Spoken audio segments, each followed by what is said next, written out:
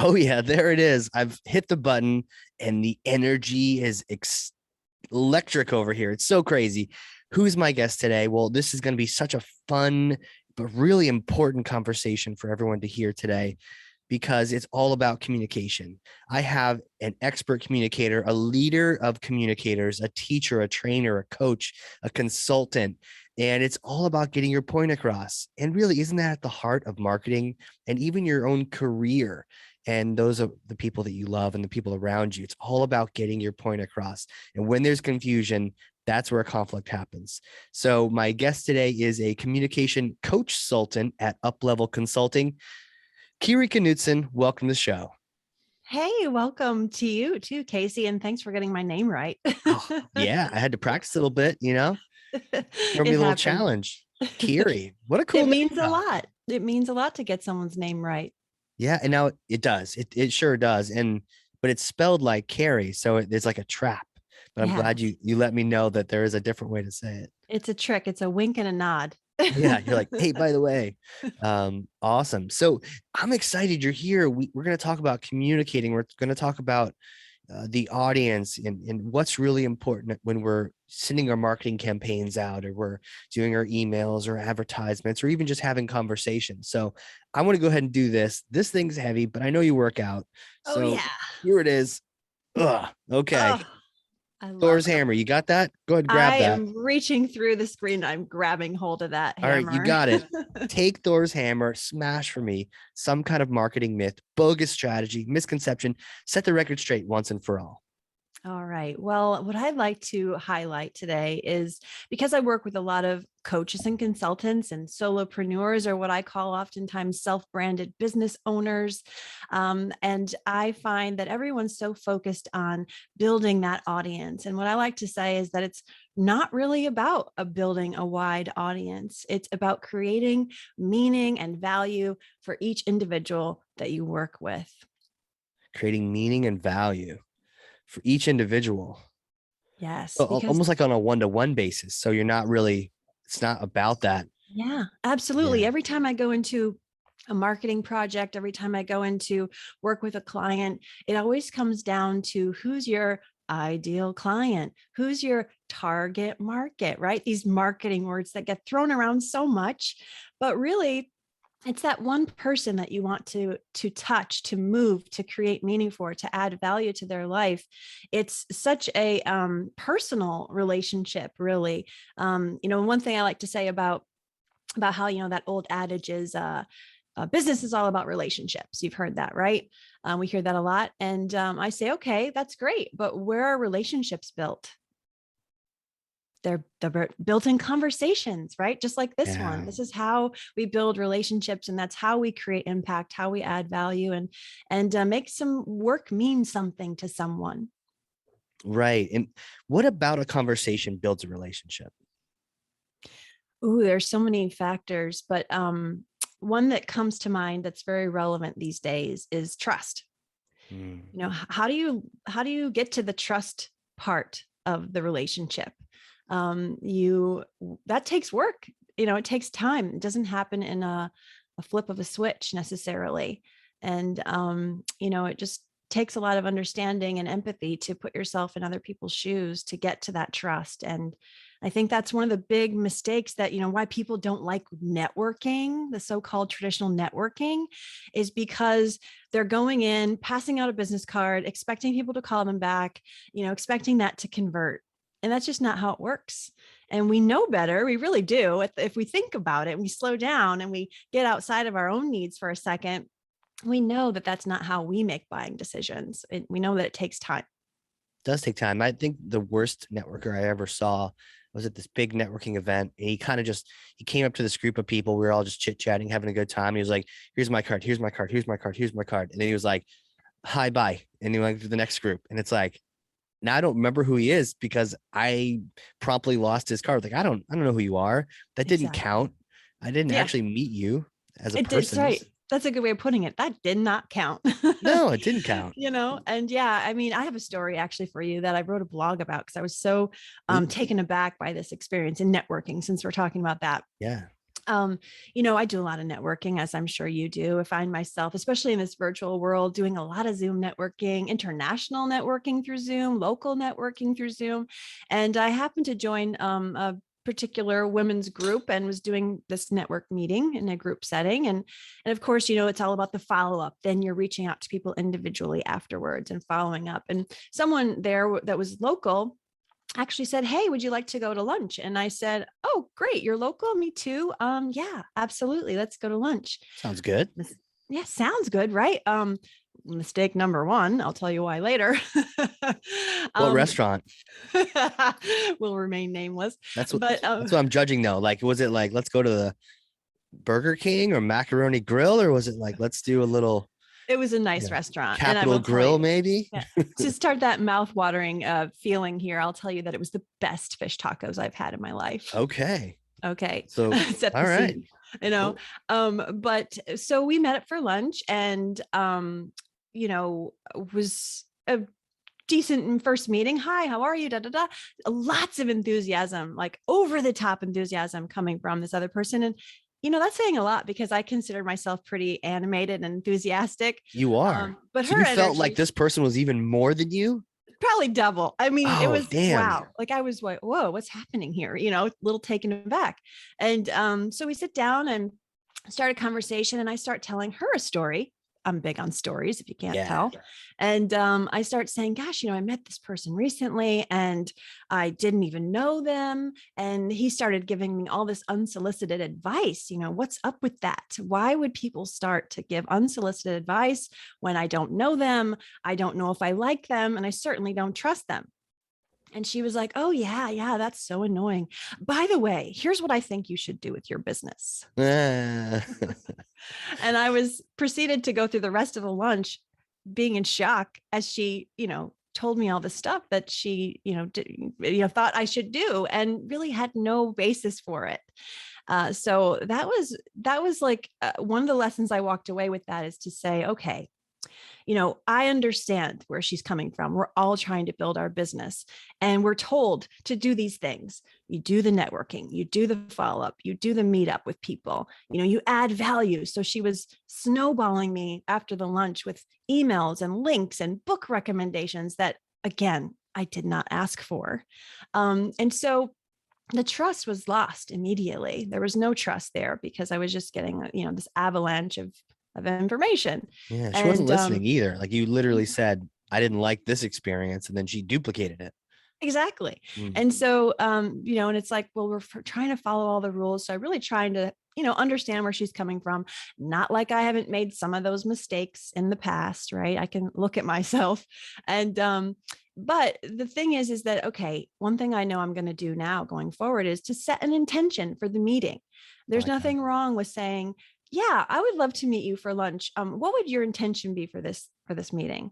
And I think that gives us pause to say, is it really just about meeting a person to build the relationship, or am I going to try to sell you on what I got? Right. Myself included, and hold myself accountable. What you really need to do here, Kery, with your business is, Right. that's so crazy. I had a financial guy who was a friend of something, like, hey, let's go out to lunch. And I'm like, okay, cool. You're paying, obviously. He ended up not paying, which was weird. And then Dutch, right? Go Dutch. you're a financial guy. Like, what's going on? But he spent too much time talking about the finance. Like, I wanted to, before that, just be like, if I can trust you, let's not even talk about the other stuff, Right. It's like, and then, what's so interesting is that at the end of that lunch meeting, after hearing all this quote unquote, unsolicited advice, she started to talk to me about her personal life and some of her passions and some of her dreams and goals, and that she was an artist. And I thought, wow, if you would have led with that, I would have been so curious, and I would have said, by the way, what do you do now again? Like, what's your role professionally? So, first it's about knowing each other, right? Then it's about, do we like each other? Do we click? Do we have aligned values? And then it's about, what, maybe I could trust this person with my business. That get to know the person, and then get to know the rest of them and their expertise and all that. But can you trust them as a person? This person just came out of the gate swinging. So neither of us were interested in what they had to say. Right. Yeah, that's too Mhm. bad. That's too Yeah. bad. So how do we go from there to what it should be, to building the actual trust with one person and then eventually hundreds? Yeah, the first thing that I thought when, is like, if it's not about building the large audience, like we're told, or we're kind of conditioned to think, especially with social media and the role that it plays these days, it's all about, those vanity metrics and how Right. many followers and everything.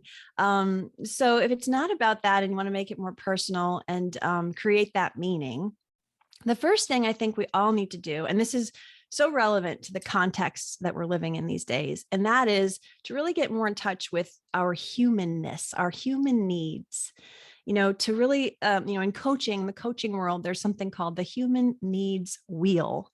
And it's got, beyond the level of the Maslow's hierarchy of needs, right? We know about the food and shelter needs and all those things up to self-actualization, where we all really want to go and spend time. But just to reference some of the things that are human needs for us and for our clients are things like, yes, rest and safety and Sure. work, but there's also things like autonomy and challenge and empathy and community. And those are, and purpose, they call it transcendence, but there's a lot of deeper meanings that we all have to really have the optimal vitality or happiness in our life.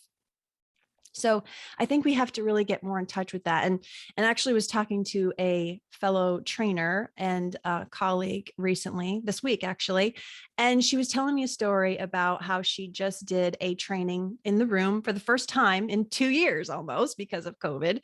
And she brought together about 12 people from a company that hadn't seen each other in that long. Some of them, had not met each other even in person. They Oh wow. had been hired and worked virtually this whole time, and now they were coming together in the room.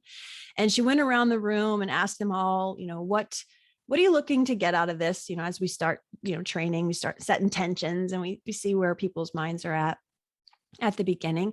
And most of them said some so high level, superficial type of answers. And then the last person said, you know what? I'm really scared to be here today. Mm. I'm fearful of this. It took me so much to get on an airplane and come here and be in this room with you all. And that just, she said it was palpable. The whole room just exhaled, they just, whew. And then she felt the need, saw the need in everyone to re-answer that question, and went around again and let people really be more vulnerable and share what they were really thinking and feeling. So Yeah. she recognized the need for them to do that. And that just opened up so much more possibility. Wow. Just Yeah. just saying that and just acknowledging humanity was, and sometimes that works well thinking about marketing campaigns, just saying like, hey, I'm a human. Sometimes the things we remember the most are the things that just show us that it's not a corporate entity on the other side. It's like some person writing an Absolutely. email, where they Yeah. put in like a funny joke. Or I think in the contract for that Starlink internet that Elon Musk has, it says, we're not liable if there's volcanoes or this or that or dinosaurs, is in the Really? warranty. Like dinosaurs are excluded from the warranty. And you just read that and you just have to smile because you're like, oh, okay, Wow. someone just was able to take it not so seriously. That's great. And I love that it's noticed too. And that's something that you remember from that. Yeah. Yeah. Yeah. And I think it does, to your point, it applies, some of these examples or, stories I have relate to the training environment because I do that and with groups of people. And some of them relate to the branding and promotion and marketing part of, things. So they're equally relevant to those different situations. Yeah. 100%. So how do you then get from, that strong relationship with one person or a room full of people to like thousands of people or that room? And we're not focused on the vanity metric, but if the room is full of people, how do you connect with all of them the same way you connect with one? Can you? Yeah. Well, I thought, as a child of the 80s, I was scrolling my Facebook Hey, feed. Hey, scrolling my Facebook feed recently and ran across a video of Tommy Lee from Motley Crue. And he was saying how in concerts in arenas across the country, the world, really, when they did all their big concerts back then, his goal was to reach the person in the nosebleed seats. And so if you're familiar with the concert scene of Motley Crue, you know that Tommy Lee had a drum kit that would elevate and turn upside down and travel to the ends of the arena and all kinds of crazy stuff. And yeah, he was talking about, breaking bones or being injured in that kind of situation. But I thought that part really stood out to me because we're really aiming for the person in the nosebleed seats. Again, that's an individual connection.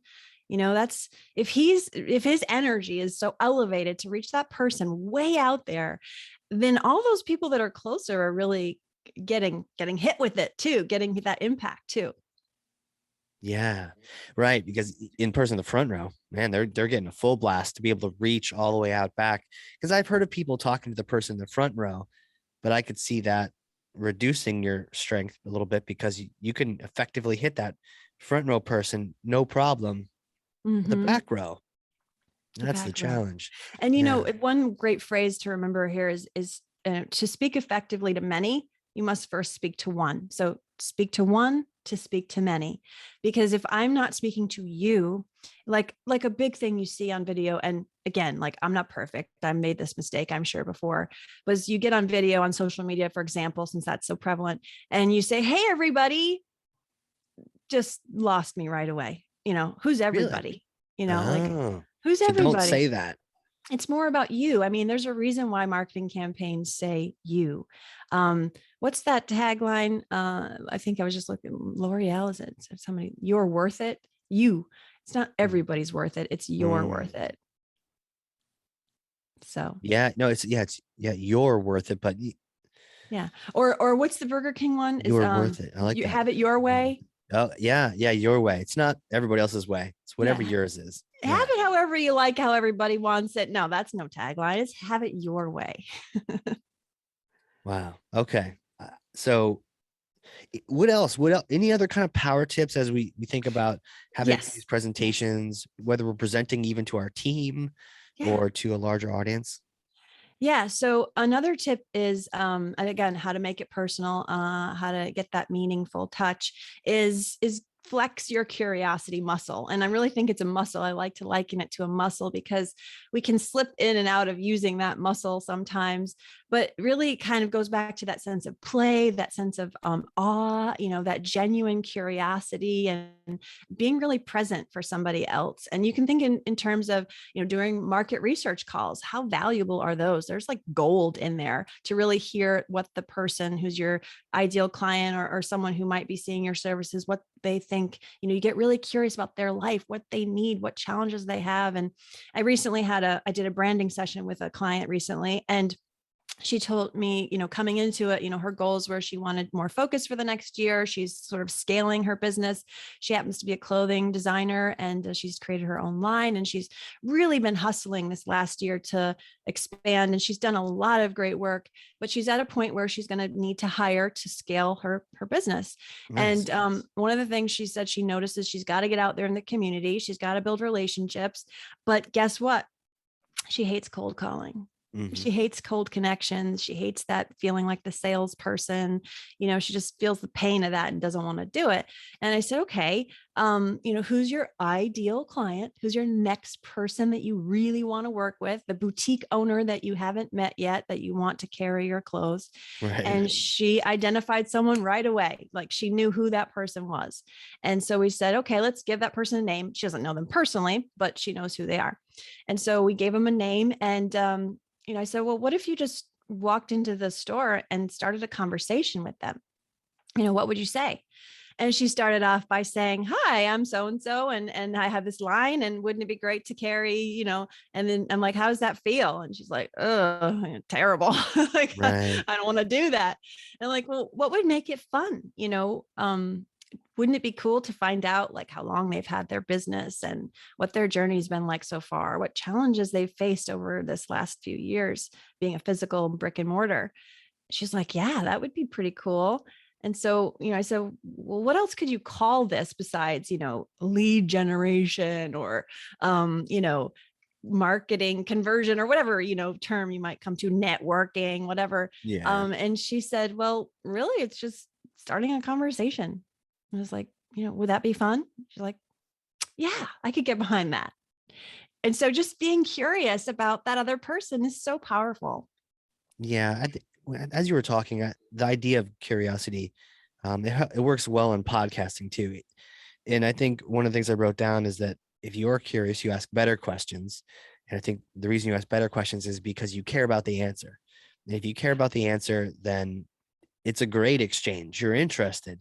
If Right. you ask questions, and some people have podcasts where they do this, where they ask a question and they don't really care about the answer. And oh, great, thanks for your answer. Here's the follow up. But Right. no, I'm really working on this.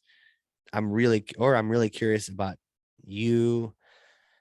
What is X, Y, and Z, and I really want to know the answer. Sometimes I'm doing it selfishly because I have a problem I'm trying to solve. Yeah. And if I can connect, what to one of the problems I have, and then I'm a captive audience. But just caring for a moment about them is critical, Mhm. and I think people can tell. I think people can tell Absolutely. when it Yeah. comes And I've been, within. to also say, just recognize my own growth in this path and entrepreneurship and knowing where like, if I'm really nervous or I'm self-focused, again, if I'm making it about me, then I'm like, I got all these questions. I got to make sure I get through these questions. And what was the next question that I wrote down that I wanted to ask? And so you get caught up in that mess when really, if you're just super present and like you said, you're genuinely wanting to know the answer, that is going to, just result in not only a good conversation for like in podcasting for the audience, but also in the relationship development between the people talking. Right. Yeah. 100%. So so many things to ask you around this. Well, I have more tips. Oh yeah. Oh, more tips. Yeah. Yeah. Yeah. Good. Thank you. Yeah. Because I'm swimming in follow-up questions. So please. Yeah. Look what I did there. I just went back to my list. Uh-oh. Nice. No, that's good. All Man, there's right. so So much the there. other thing that I wanted to raise to this, in this conversation was Yeah. to check in on understanding and how we do that in a couple different of those scenarios we're talking about. So like, for instance, in the training room or in the conversation, in the network building and things like that, you might check in on understanding by paraphrasing, right? So when I did a teaching assistantship when I was in graduate school, and I taught public speaking and interpersonal communication at the college level. And it was a commuter school. So some of those people were, I'm 20 something at that time, they're 40s, 50s, because it was largely commuter. And that was a great experience too, just to have that generation gap. And now I'm sort of on the other side of that, Casey, but that's cool too. Lies. But yeah, so they went back and taught later. But anyways, I digress. But really checking in on understanding, we called it paraphrasing. So that might sound like parroting, which is not, it's not parroting. It's not repeating exactly what the person said.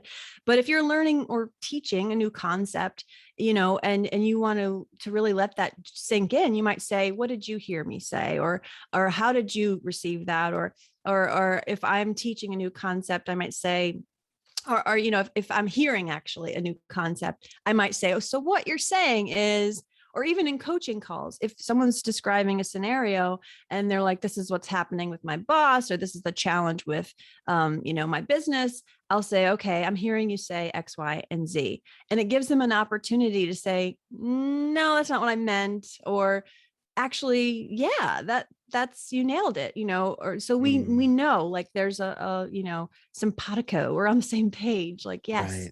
And there's a confirmation there. And there's a great book called Never Split the Difference. Have you ever heard of it? I Chris have. Voss, right? It's like legendary now, I feel. I was just talking about it again with someone, and he talks about tactical empathy. And one of those things that he describes is mirroring. So former FBI negotiator, we're talking life and death communication here. If he doesn't get understanding, someone might die. And he's in this book relating those skills to the business world. And so paraphrasing, mirroring, repeating the last few words someone says, that's checking in on understanding, like in that in-person relationship. Now, if you think about it in the marketing world, how do we do this? Market research, right? I mean, I already mentioned that, but that's such valuable way to check in on understanding. You have this great idea for your business, you have this great product, you're trying to stand out. How do you know if it's any good? You got to check understanding. So that's another way to make it personal. Yeah, no, it's a really fun book to read. And I'm glad you were able to paraphrase it for me, because I think I got so lost in the stories being so interesting that I was trying to remember what takeaways I got from that. But you're right, just mirroring someone else, checking in, repeating the last things they say. I realized as you were saying that I do that a lot on the podcast, where even if I'm not saying it, I take notes through all the podcasts because I'm literally trying to learn. And I oftentimes will paraphrase what I just heard on the notes. And then sometimes I'll repeat it back. Yeah. And sometimes it does come out the same way. But when you do that, when you have that, we know repetition works. I mean, look at commercials, it's repetition. So we know that works. And that's a way to help our own understanding too. And it helps the other person say, wow, they were really listening to what I just said. Totally. Now, when you mentioned commercials, a commercial instantly went in my head. So if a commercial instantly goes in your head, what commercial is it? Ooh. Any commercial. Right. I just say commercials. Yeah. Well, right now it's an annoying commercial on Facebook that I keep getting the ad for over and over and over again. There's a couple of them actually, but one of them happens to be for your nails and your cuticles. Really? Yeah. And it's just, what is it? The visual that just keeps popping up in your head? It's the visual, it's the audio, it's like, oh, not this again. Skip. Can I skip this yet? Yeah. Just because it's so frequent. That's why. Totally. For me, it was that Cars for Kids commercial. Have you heard that one? I haven't. Maybe it's on the radio. Maybe it's local to up here, but there's like 1877 Cars for Kids. Oh yeah. You haven't heard this? Oh my gosh. You need to YouTube this later. If we had a tech studio, I'd play it for you right now, but it's this jingle and it's terrible, but it basically, you can donate your car when it's old and it'll go toward children's hospital. Who knows? Kids. It goes for kids. Yeah. But it's like 1877 Cars for Kids, KARS Cars for Kids. They it so thing. Well. Look oh my gosh, it's so bad. And they had a little sponsorship. Yeah, I know, right? They're getting so much coverage right now. Sponsored by Cars for Kids. Right. There was that TV show, The Good Place. I don't know if you ever saw that. I think I've heard of that. Yeah. I've been off cable for like 6 years. So. Oh, totally. Well, I guess this doesn't count, right? Because it's on Netflix. Well, I'm on Netflix. That I have. Yeah. Okay, it's on Netflix, and there's like this heaven area, and there's this hell area. They're in the heaven area, but someone mentions Cars for Kids as like a great torture device for the hell area, right? So they even just call out to this commercial as a ticket to hell or something. But it's just brilliant advertising. But yeah, like these things, the repetition, they stay in our minds, and we can't get rid of them sometimes. Absolutely. It works. And that it works in conversations just as well. One day I'm just going to have to donate a car to a kid just so I can get that. I'll be like, nope, I'm good. Check. I checked that off. The song can't. Yeah, maybe the ad will quit being served up to you, perhaps, maybe. Yeah, maybe they'll have mercy on me. Well, I wanted to switch a little bit. Right. No, exactly. Virtual, in person, are there any considerations? And then where do you see us going? Oh, well, even back in 2019 or 2018, I was building a work from home business. So I was all about the, video conferencing and using Zoom and using these tools. And so with the last few years, that was, if there's a silver lining that I can find, it was that everyone had to embrace that world. So that was, a good thing on the positive side. And I think that there's a lot you can do virtually. You can mirror the physical room, just like everything. There's ups and downs to it, right? There's, there's things you can't do virtually, but there's things you can do virtually that you can't do in person, and speaking to that training colleague recently, she was talking about, well, what about hybrid? Now she had a room of 10 people and one person was on Zoom. How do you do that? That's And so tough. she figured that out. And so there's always a way around it. I think a lot of it has to do with the facilitator. And I like to use the phrase, I'm a facilitating trainer. I facilitate conversations. I don't just train, come in, here's how you use this. Here's what you do. Step one, Right. step two, step three. That's really pretty old, I think, and an old way to show up and host like a webinar or whatever you're doing. You have to engage the people, right? Yeah. One big thing that we've forgotten, or downside of technology, is that communication is not linear. It's not a straight line. It's not from me to you. It's circular. There's things that we are showing with our face, our gestures, our presence, our whole being. And those things are valuable on video as they are in the room with people. And so I think there's advantages and disadvantages depending on, all the details and the context. But I'm really looking forward to how video conference, that tool, how that's going to develop even further. I mean, Zoom has just, that's my preferred platform, but Same. there's others. Yeah. So they have really, think about the huge strides that they made in the last few years and all the changes and all the accelerated, growth Yeah. and just the transformation that they've had as a company and as a tool, and integrating apps and different things. So I'm looking forward to seeing how that continues to evolve. Yeah. I love that communication is not linear, it's circular. It really is. It's a two-way pathway. I'm sending signals, I'm getting signals back. And you need to be receptive to those and change what you're doing based on those. Some of my favorite webinars in the past was when I just sort of let go of any sort of assumption of professionalism or ego or anything. And I almost turned it into like a Twitch TV channel. Have you ever seen that? Do you know about Twitch? No, I haven't. Okay, you got to check this out. So this is research for you for off the podcast. I love it. Twitch.tv.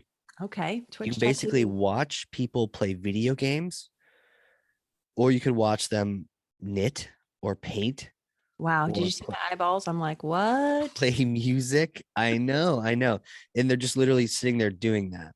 And then you can actually sponsor them. Wow. You can, and sometimes I'll go in there and just check out the people that have like no one watching them, and I'll just be like that one person watching them, so they don't feel like they're Alone. completely like no one's watching me, and here I'm just broadcasting. Oh But my other God. times you go in a room and they might be playing a video game or cooking. Huh. There's some popular cooking ones, and they're interacting with their audience. Like people are chatting and they can see it, and they're like, "Oh, more pepper? No, that's enough. No, I'm not going to use cilantro this time." So wait, how Fuzzy is this bunny. different? Like, how is it different than doing an Instagram live, for instance, and just having it while you're cooking? Is it different than that? Yeah, I mean, this is like built for long streams. Like you can just leave it running. Hours and hours of your Yeah, day, just video, and people play can watch. music or cook Now, are you or getting whatever. paid for this? Well, people can subscribe, and Amazon Prime gives you one subscription for free. Okay. And then people can actually sign up to be like your sponsors, and they can donate money.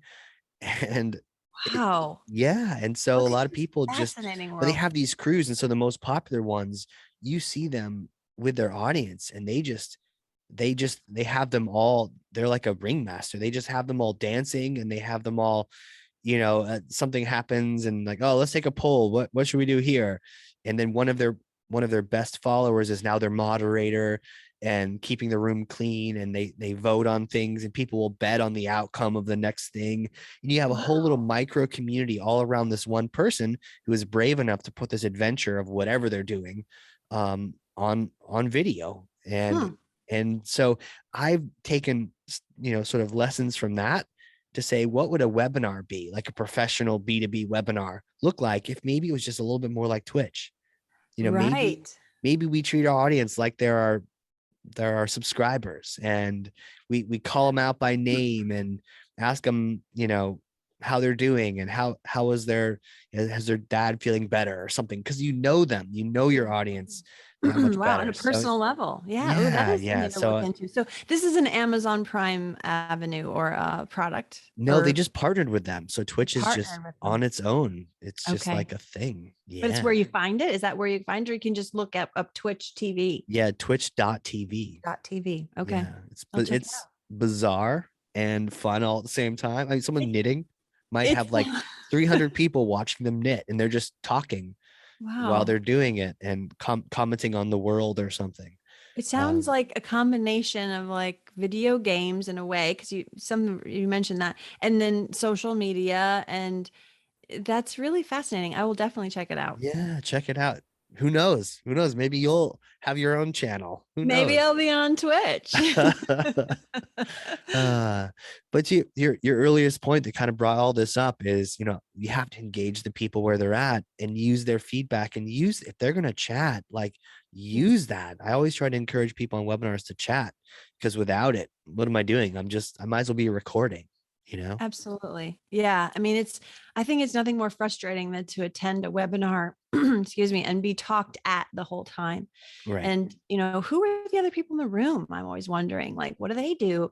Where are they here? And what are they getting out of this? And wouldn't it be great to share my thoughts right now on that, what Yeah. they just said, and maybe someone else could benefit from it, and vice versa. So yeah, I mean, the more interactive we can make these things because of that circular model, and it's not one way, is more really important. I think another idea, just to on this getting this personal level, is that emotions are so important. Like, even when you think about advertising, there's always an emotional component. Or if you think about storytelling, if you break down the elements of a story, of a real Yeah. story, there's an emotional draw, there's a conflict, right? There's got to be a conflict, or it's not a story. So there's some kind of emotion of why we should care. If we're not answering that question for our clients, or if we're not creating that in the room, why they should care, then we're really going to fall flat, because that's just how our brain works. As much as we want to think that we are logical creatures and that we make decisions after analyzing all the information. And trust me, that's my personality type. I'm an analytical person. So I like to think that I'm very logical. Yeah. At the end of the day, we're human and we make decisions based on our emotions.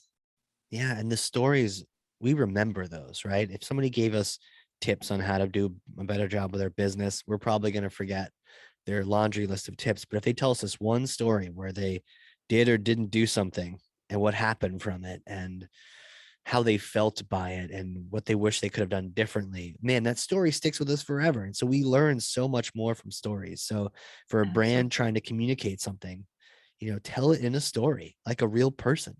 Absolutely. And we all are like indoctrinated in this cycle of, like, when we meet new people, what do we say?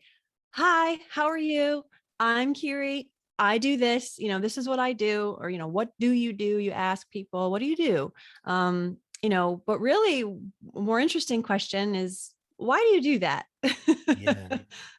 And we heard start with why. We know Simon Sinek, we know, like, that's kind of been beaten in our head, but there's a real reason for that. And I like how he brings it down to the neuroscience of it. Like, I like that stuff when we know that there's a biological reason for this. Like, that's how our brain operates. And another great author that talks about this and actually does studies with oxytocin in your saliva, is Paul Zak, who wrote this book called The Trust Factor. And he literally will take blood samples, he'll take saliva samples, and he's testing them as people tell stories and noticing what happens in your chemistry when we go through that cycle of a real story. And I say real because there are elements of actual storytelling. I'm sure that you are aware of this. Many marketing people are aware of this, but most people outside of that world don't know that. They really have no idea. So business owners, people who are starting marketing, trying to do marketing for the first time, realizing oh gosh, I have to market myself now. They don't know this stuff. And so it's really important, I think, to have some scientific evidence that it Oh, actually absolutely. works. Yeah, the science just complements the story. Yeah. Yeah. It really Yeah. does. Well, my next question really is like, who are you? There Who you are you? go. Take me back like little Kery days. What was it like growing up you? Did you always know you were a communicator and you're going to be teaching this stuff to people years later or what? What was it like? Yeah, I think, a couple stories come to mind. I think about little kid Kery. Yeah. Little kid Kery has memories of, you know, uh, drawing perfume bottles. Like my mom had lots of different bottles on the counter, Huh. of getting ready and stuff. And like I would go and take paper and draw the perfume bottles, rename them and write about what they were, gonna, be like, smell like, or give you, or whatever, make you feel like Interesting. great in nature, whatever I would say. So I was literally copywriting as a kid. And so I did that like later in my adult life. In my marketing career, I did copywriting. And if I look back, what is the other thing that I did? I loved to play school. I would go to my teachers and I would say, can I have some of those school supplies? And then I would take them home and make my cousins my students, and give them fake homework and make them That's do it. awesome. Now, was that traumatizing for your cousins to be like, I just got out of school. I don't want to be back in school and pretend Probably. again. Yeah. Yeah, probably. And we have so much fun, at least in my perspective, Yeah. playing school. And so I was always, I can think have, some of this is innate, right? We just like Yeah. want to teach. And another thing that I did with my cousins, God bless them, was I would write scripts. I would write scripts and have us do a puppet show. Oh, And cool. then in my marketing career, I was writing video scripts and things. So if you Right. really look back and go, can you find those stories, and can you find that red thread that kind of pulls it all together?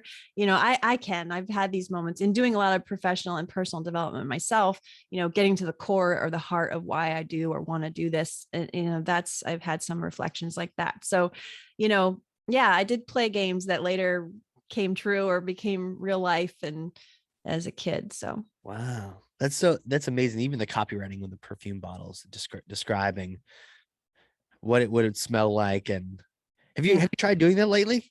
You should totally do that. That would be fun. That'd be Wouldn't really that- fun exercise and a kind of a creative outlet. Speaking of the word creative, that's something that I really have worked hard to own. Oh, tell me about it. Yeah, like I remember being a copywriter in the corporate world, and we worked closely with graphic designers as copywriters often do. And I remember the leadership team there, whoever they were, our bosses then would say, we're going to have a meeting and we're inviting the creatives. This is a creative meeting. And I would be like grabbing my stuff to get up and go. And they'd be like, no, no, no, not you guys, like No. not the copywriters. And we were like, what? Because to me, everything starts with the words. I mean, maybe that's because I'm a word person. Yeah. But you don't have a visual until you have a concept. Right. You need words to create the concept, and then you put the visuals with it, and that makes it so powerful. So, you know, owning that idea that, yes, I am a creative person and I like to be around creative people, and that's who I want to surround myself with. That's been a journey for me. So I like that idea of revisiting that childhood exercise. I think I'm going to do it. Yeah. Yeah. And then put it out there. Make Yeah. make make your own make your own perfume, put it out there. Make a great Uh story, right? yeah. A great blog post for sure. Yeah. Um, yeah, that would be fun, even just to read that. Probably a good flashback too. But yeah, the idea is the word create is in that creative, and so Yes. yeah, whether whatever your medium is, if you're creating something, you're creative. Right. Yeah. I think we all, and then, going into sort of like the spiritual or metaphysical world, which is something that I really like and enjoy. Nice. I'm a yoga person. I like the Okay. yoga world. I practiced Nice. yoga. Because I'm in communication, I've really been drawn to chanting lately. So I've been developing a chanting practice, which is sort of in that yoga realm. Okay, you But got to tell me about that now. what, the chanting? Yeah. Oh, well, there's a branch of yoga called Kundalini yoga, which Okay. is more spiritual and more, vocal than the typical, what we think of in the Western world of the asanas, the postures and positions. Sure. But so I've just kind of just been felt to, called to use my voice more. I mean, here I am advocating for speaking up and sharing your message and telling your story and all this stuff. And, so in the last couple of years, I've done things like improv or storytelling slams or voice lessons, and just feeling like really want to use my voice to some higher level. And so one of the ways I found is to chant. Interesting. That's really interesting. That would be the yoga class. That probably shouldn't be someone's first yoga class, right? Probably not. Yeah, probably not. But and then this Friday, I'm really excited to go to something called the silent disco. And this is where you put the headphones Oh yeah, on, yeah, yeah. and what the unique thing about this one is, I think that the person leading it is going to encourage participants to come up to the microphone and sing into the microphone, whatever you're feeling in that moment. And he's recording it. So he's doing something called community looping, where he'll take all the voices of the community and make some kind of song out of it. Oh wow. Isn't that cool? That is cool. Yeah, those silent discos are interesting because sometimes it's just the light that tells you what channel they're listening to, you know? Yeah. Yeah. If you're an observer, you mean like if you're just watching. No, but if you're in there listening to your thing, but you're wondering why the person next to you seems to be moving to a different beat. Oh, Like they've got sometimes I've seen like the different headsets. One will be blue, one will be green, one will be red. Oh, I'm And then not you're like, familiar with that model. I just oh thought we were all yeah. on the same music. Oh yeah, no. So you can switch so that Okay. some people are on hip hop, some people are on something else, and some people are on something else. And so you Oh, all can be listening to whatever, but you're all together. I see. Have you done that? Yeah, yeah. The Salesforce had a couple of those out in California during Nice. Dreamforce, and it was very. But if you take off the headset, you're like, "Why is it so quiet in here? Like, what's going on?" But really, it's like a big party. I've seen like hundreds of people all, and then you kind of gravitate toward your similar lights because then you're probably all in sync with Same each beat. other. Yeah. That's really interesting too, to think about that is how would you gravitate towards the people that are listening to the same music? I mean, why? Why would you do that? It's because you're observing literally that you're on the same page, that you have Yeah. understanding between you. Yeah. Yeah. Something good about that you're both in sync with the same music. There's something Hmm. there. Yeah. Well, hypothetical question for you. Okay. I may or may not have a time machine up in Nashua, New Hampshire. So come visit. We get some lobster, some beer, have a good time. Use the time machine, right? It's in the Awesome. backyard, covered in a tarp. Yeah, totally. So you're using this time machine, but it's a particular kind, and it goes back in time, and you get to meet yourself after you graduate with your undergrad. Because I know you went Mm. on further, but this is like little Kery days. Okay. You get to meet yourself after getting that first degree, Mm. and it's a few days after graduation, just in case you partied. Okay. When I And have you my get mind back. Yeah. right, you have your mind back, but you get to meet yourself. You get to say whatever you want. It won't mess up the space-time continuum. You'll be fine. Um, and what would you say? What would you say to her? What kind of Mm. things would you tell her? Yeah, putting myself, in that time. I'm thinking about what was I doing at that time. Definitely I was in search mode. You graduate from undergrad and you're supposed to have all the answers and know what you're going to do next. And I really didn't. I didn't know what I was going to do Right. next. And so I worked a little bit for a web design company, and was designing websites in, oh God, what was that Microsoft product that used to design Front websites? page? Yes. Yeah, me too. Yeah. Did a little bit of that. And so at that person, what would I tell her? I think I would tell her, you know, collect transferable experiences, like collect those experiences that you can transfer into something that's valuable or later. Like doing those websites was super valuable actually, and I really was just like, I just was happy to have a job. Really, I was like, this Yeah. is a job. Okay, I'm doing these websites, like yada yada. Basically, I wasn't really appreciating the transferable experience that it was. And I wish I would have done more of that. You meet people along your path that were really go-getters. I mean, I went to high school with someone who works for Google, and I'm thinking I was friends with that girl. Like I should have, Right. like, what was she doing on her time off? I should have been spending more time with her. But so collect more, I guess value or experiences that mean something. To take it back to the beginning of this is like, what meaning can you draw from this? Like, what meaning could I really drawn from that experience? And really thinking and appreciating every opportunity that you have to do something that has an impact on somebody else. Yeah.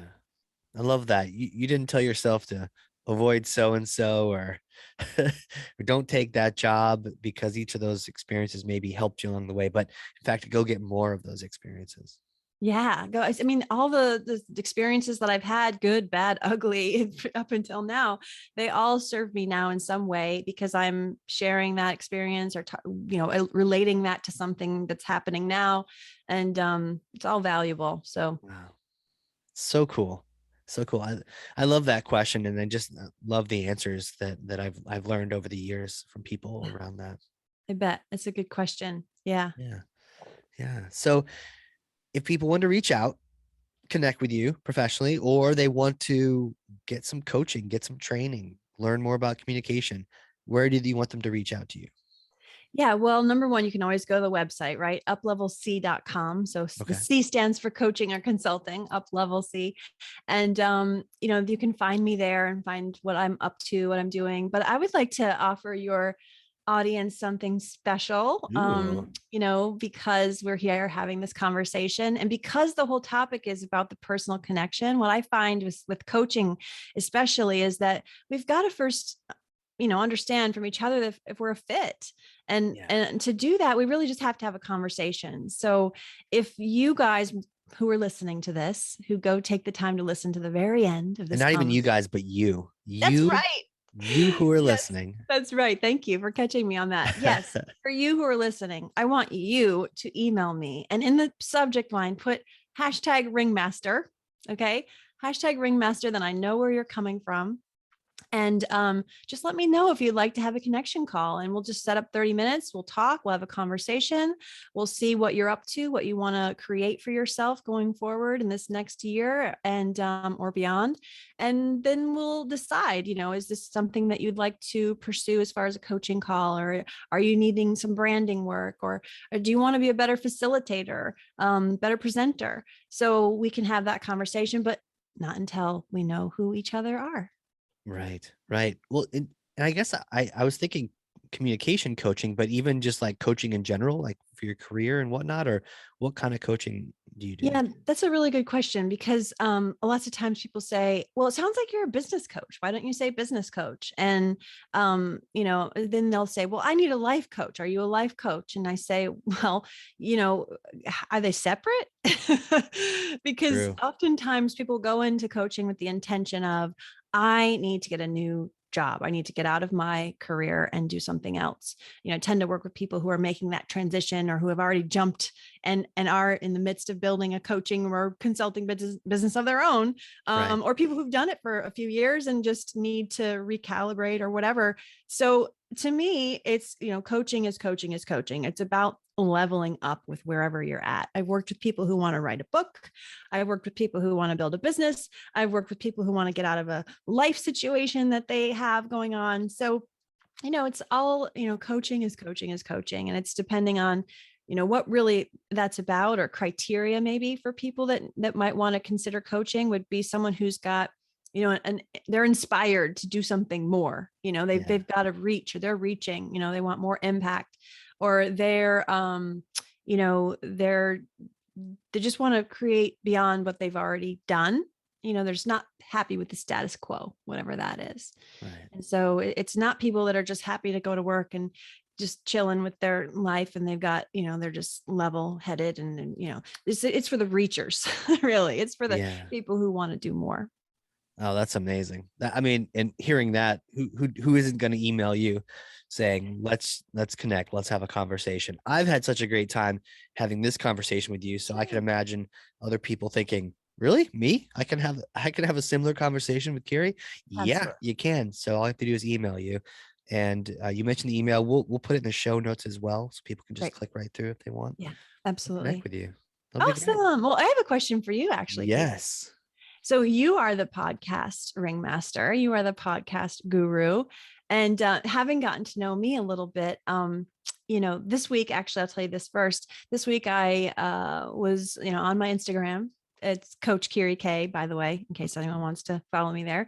And I got some, interaction with the stories. And then I said, oh, remind me again how I know you to this person. And she said, oh, it's because you did that talk for the UK group on Zoom last year. And I was like, oh, yeah, that's awesome. And we had a little chat. And she's like, do you have a podcast? And I said, no. And she's like, well, if you did, I would totally subscribe. And I was like, oh, wow, is this kismet or what? I'm just about to have this conversation with Casey. And so I thought I would just, we haven't known each other that long. We've had a couple conversations, but based on your experience with me so far, how would you direct me to have my own podcast? It's a great question. I love the question too. And I think one of the reasons I got into the podcasting business is just I am passionate about it. Love it. Could talk about it all day. Instantly, this turns into like a 9-hour podcast from that. But I think that the key starting thought is who do you want to talk to? Who's listening? And do you want to be talking by yourself? Do you have a message to share, or are you investigating other people and wanting to learn from other people? Because you certainly, from what I know about you already, could certainly have, maybe you already do this on Instagram, where you're like teaching little segments, Yes. teaching things, and really a lot of channels are great for that, not just podcasting. And it's kind of actually hard to podcast solo unless you have a lot to say or you just talk a lot. Yeah. Or you're just a talker. Yeah. But to not make it rambly, you'd have to really prepare. Right. And then it's almost like a webinar. And so I've often repurposed webinars into podcast episodes because it's just a recorded version of what I was saying. Right. It's a one-way conversation. I really enjoy the aspect of a podcast connecting with someone, right? So here we are, we're chatting with each other. Our brains kind of think we're at a coffee table at Starbucks together, right. Like we're similarly distanced away from each other and so, but we've been chatting and you can't check your phone. You can't check your email. Like we're literally we're chatting, and that kind of focused communication is really powerful.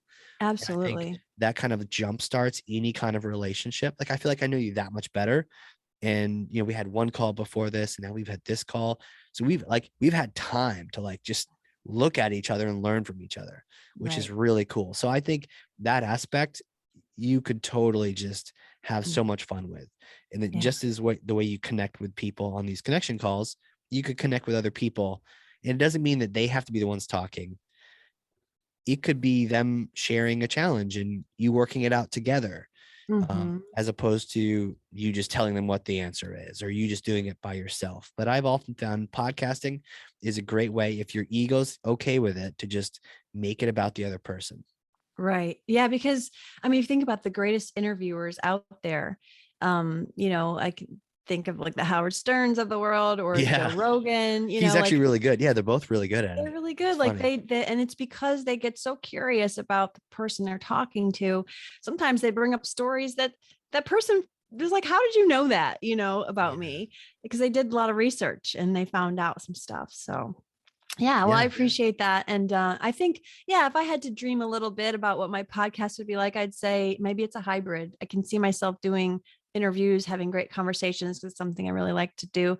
And then the teaching segments or the solo episodes, which I've as a listener too, have appreciated those kinds of things when I really connect with the host. So yeah, you can always do that. You can always have different kinds of episodes as long as you can sort of teach and train your audience to know what they're getting when they click on certain things. Like Joe has the episodes where he and his bros are just sort of watching a fight on UFC.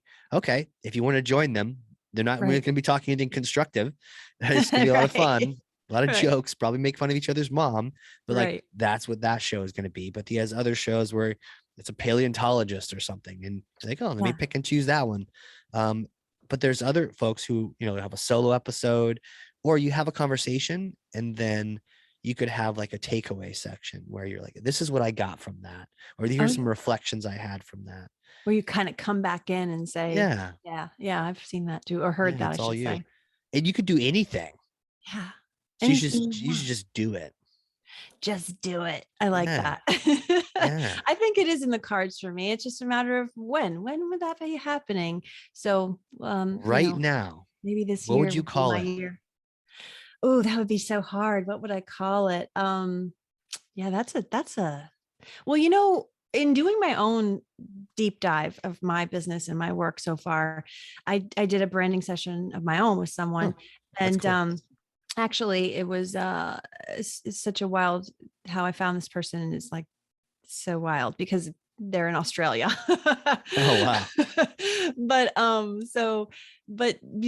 that goes to show of how the approach was or how much we connected and aligned values, because it was like we just clicked, it was a great relationship right away. And as opposed Yeah. to someone who might have been local that just wanted to take me out to lunch and tell me what to do anyway. Still better, um, not better. I digress. But one thing that I uncovered, and this is from, like I said, doing a lot of this assessments. I love assessment tools and Me just, too. finding out about yourself and stuff. And if you've done Strengths Finder, one of Yep. my top 5 strengths is harmony.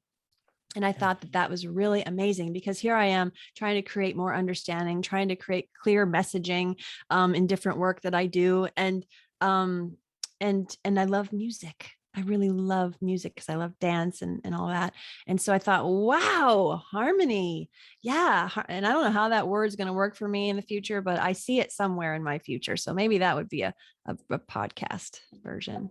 Yeah, almost like human harmony or connections harmony and Oh, something. Yeah, love it. that's a cool. TM, human harmony.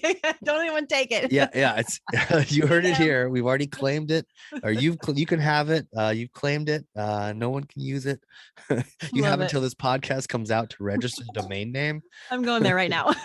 That's awesome. Yeah.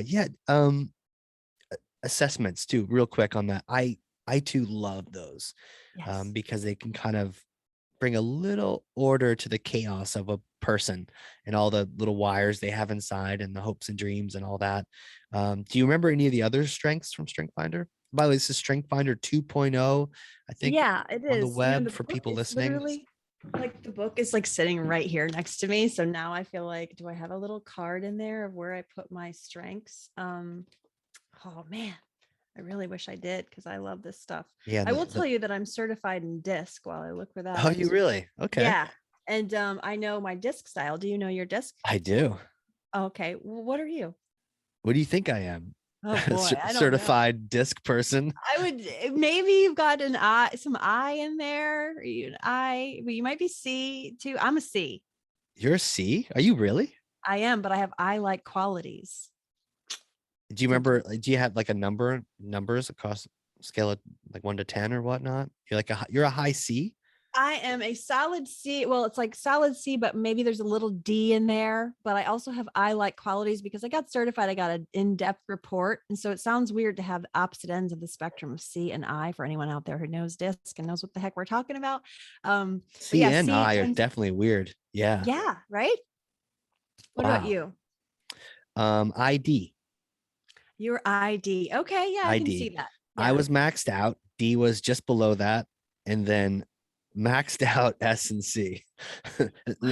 Negative S and C, like Negative. completely bottomed out S and completely bottomed out C. So ID though, not DI. ID. Yeah, definitely Okay. ID. Awesome. But I found that disc changes, based on who you're around and what you're up to and how you feel. And It does. Yeah, it can over time. And it depends on, like, I think you're absolutely right when you say who you're around and what you're feeling.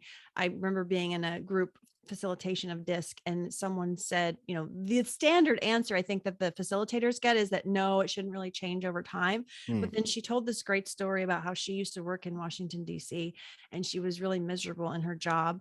And she was like literally to the point of like losing her hair. That's how wow. bad it was. And while she was there, she was a D.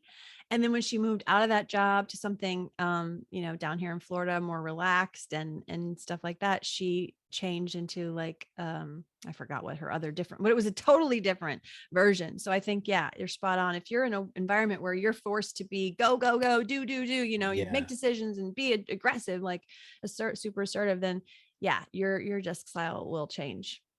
Yeah, that's interesting. Yeah, I love disc. I've done that for a long time. Strength Finder too. Um, Fun quick story of a Strength Finder. I Please. used to like going to these different networking events, kind of speaking back to the original thing. And I never really knew why or what they were, but I would always be kind of nervous going to them, which is funny if you're like a high I people person, but I would just be kind of like shy and nervous at these events. And then I did the Strength Finder, and then it said my number one was woo. It was like, Mm, which is all about like go meet people and wow. and be nice to them and connect with them Yeah. and all that jazz. And I thought, wow, that's really cool. And so then once I sort of that it was almost like a self-fulfilling prophecy for me of like, hey, your number one strength is woo, go Go meet woo. people. And Yeah. then it wasn't like, oh, let me have a beer first before I can meet some people. It was like, okay, let me go do this. This is something I can do. It's kind of like someone putting a mirror up in front of your face and going, this is who you are. And you're like, Yeah. oh yeah, you know what I am. Let me own Got that. that. Yeah. Yeah. So it's Gallup, Gallup. We'll put linked in the show notes to that Strength Finder Yeah. and disc as well. Now, last question. Have you done Colby? I actually just did that, but I didn't pay for the results. So I need to go back and just buy them because I took the time to do it and I was doing it with somebody else. And I don't know, it was just a misunderstanding. I thought they were doing it and I needed to do it. So, Oh, but do you I've not done a know what lot your of them. numbers are? I don't. Okay. You should find Yeah. out. I Yeah. actually went and got certified in Colby just because I found it Oh, fascinating. really? Yeah. Yeah, Wow. I Yeah. actually really love Colby. I feel like you can kind of predict disc a little bit about people. But I've talked to a lot of folks who you really can't just from a conversation understand someone's Colby. And they may not even know their own Colby until they Interesting. take the Yeah. Now, test. oh, now you've piqued the curiosity. I'm Yeah, gonna and have I'm to really look into interested. So yeah, once you find out, shoot me your notes or your thoughts on it, and I'll send you my numbers back. that. Okay. I will Yeah, do that. That's awesome. cool.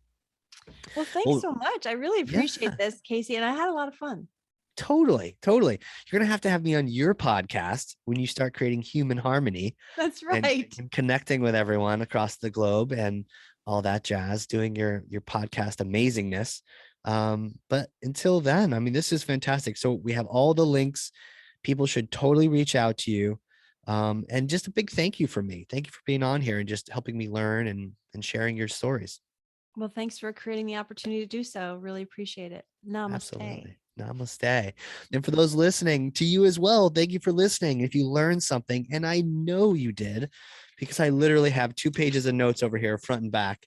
I've almost run out of paper writing in the margins. But if you learned something like I did, share this episode with like one person. 300 is cool, thousands even better, but even one person who you know could just totally use this information or maybe needs to talk to Kery and maybe get some coaching, get through a tough time. Um, the door is open there. The email is open. So reach out and say hi. And thanks again, Kery. I appreciate it. Likewise. All right, everyone. This has been another incredible episode of the Hardcore Marketing Show. We will see you all next time.